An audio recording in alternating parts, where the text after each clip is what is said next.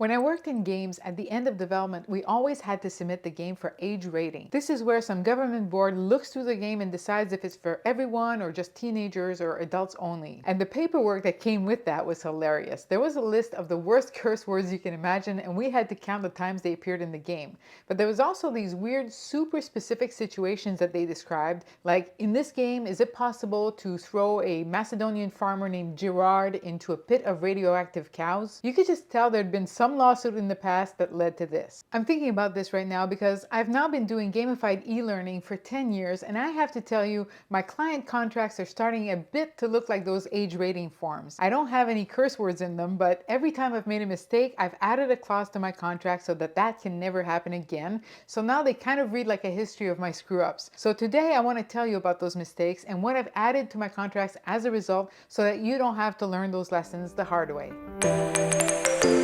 At first, of course, my contract defined all the deliverables the client would get at each stage of the project, and I was very careful to specify that once they approved the deliverable, they couldn't go back. What could go wrong? Well, the problem is what happens right here between delivery and approval. I make a deliverable, the client plays it, and they send a couple of change requests. I make the changes and I get more change requests, and more, and so on and so on. And there's no way for me to know when that's going to end, so I can't plan anything. All the extra time I put in eats into my profits, and it takes away time from my other clients. And before you say it, no, it doesn't matter if you submit a detailed description of the deliverable for approval first. You can still get stuck in endless change requests on that document itself, if they even read it. So that's why I now specify that there's one round of changes after each deliverable. That way the client knows that whatever they put into that list of changes, once I make those changes, officially that's an automatic approval because that was their one round for that deliverable. It sounds strict, and a little later I am going to talk about how to be flexible with that, but you definitely want your number of rounds in your contract. Okay, so now the client is careful to give me one exhaustive list, and that reduces the back and forth. Great. But even when I get the approval and I start building the next deliverable, some clients will come back and request changes on the things they've already approved.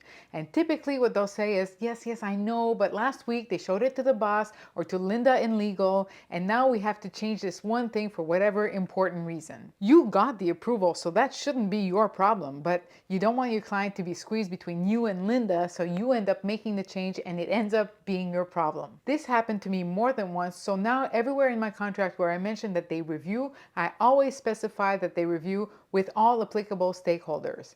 That means before they give you the list of changes, they have to check with everyone on their side who could possibly have a relevant opinion. You can't be responsible for checking with Linda because 5 minutes ago you didn't know Linda existed. Make it your client's job to show the deliverable to Linda and Belinda and everyone else they need to before giving you the list of changes or the approval. I'm not gonna lie, no matter what you do, this will happen. But the more you make the client take the approval seriously, the more likely they are to push back on Linda when she manifests instead of coming to you with every little change. Another thing you'll sometimes want to do is limit the kinds of changes the client can request after a certain point in the project. This is quite relevant when it comes to art, for example. If you allow any type of change at all stages, you're going to end up with feedback like change the bouquet of roses to lilies and make that a picture of a German Shepherd instead of a Border Collie. I'm not making this up.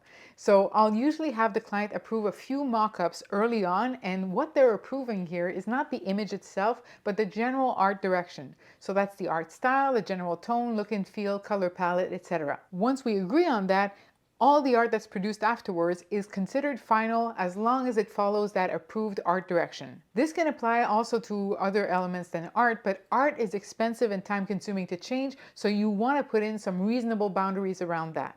All right, this next one happens to me at least once a year. I'll start a project, it's fully underway, and then for some reason it's put on hold, sometimes for over a year or even 2.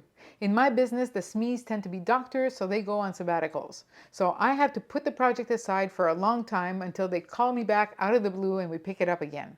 That's fine, but the impact of this is that when we return to it, it can take some time to get my mind and the client's mind back into it. So there's a considerable loss of efficiency, not to mention new people and new processes. So we lose some time that I had not budgeted when I first scoped the project. Plus, there's often going to be a new version of the technology, like a storyline update or a new LMS, so it's possible that some of the tests we did on earlier tech now have to be redone.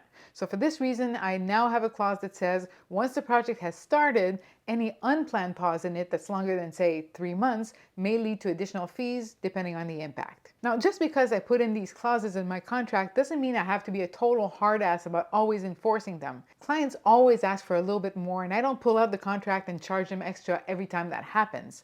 As a rule, you want to be generous and flexible and over-deliver.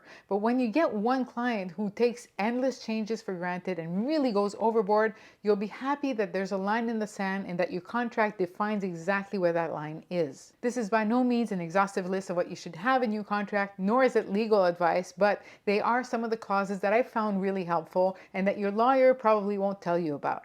And of course, it's only based on what I've been through, so I'm really curious about what are some of the client situations you've had that have taught you a lesson and what you've changed as a result. Share your stories with us in the comments below. And if you want to know more about the exact process and deliverables all the way through development, check out this video next. Thank you so much for watching, and I'll see you next time.